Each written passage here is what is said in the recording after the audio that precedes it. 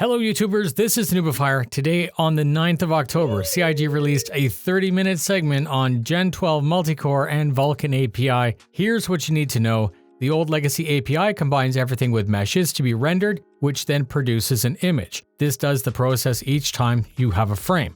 The legacy renderer has layers of quality, but they're quite inflexible and costly. Gen 12 aims to remove the waste by speaking more directly with the various sections.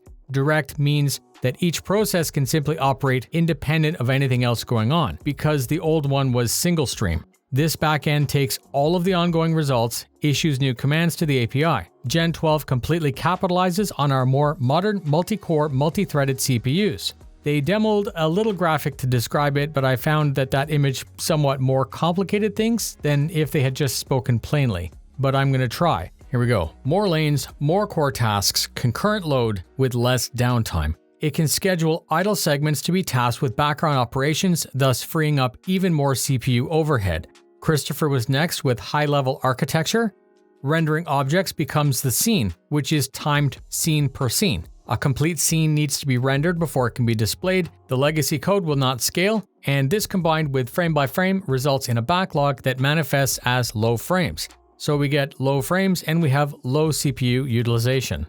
The newest system can handle more than one thread at a time, spreading out the load and scaling with more cores. This in conjunction with Vulkan also works to utilize as many more cores as possible, thus reducing downtime and utilizing your expensive hardware better. Daryl was next, speaking specifically about Vulkan. It's a modern graphics API with wider feature sets and options. It scales in parallel with the GPU and even allows Windows or Linux support with minimal additional work. Daryl said that they believe that they're the first game project to this scale to use this API, and he said it's critical to keep our graphics drivers completely up to date, or we may never see any of these new features when they become available.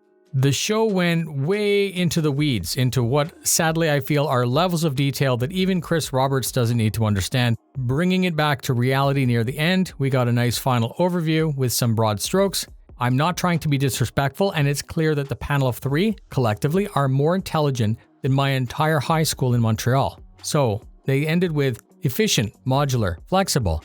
They said that all of the work is basically installed, and some of it is even being used in 3.15. Render to texture and clouds need to be migrated, and they haven't indicated any dates, which is quite standard now for how CIG is, but still a tad frustrating as a backer. Even broad strokes, I would love to know if it's saying like 6 months, 12, or 24. Anyways, super interesting, and they ended by saying that all of this work can eventually lead to them leveraging ray tracing. And that's it. Thank you very much for spending your time with me. Fly safe, and I'll see you in the verse.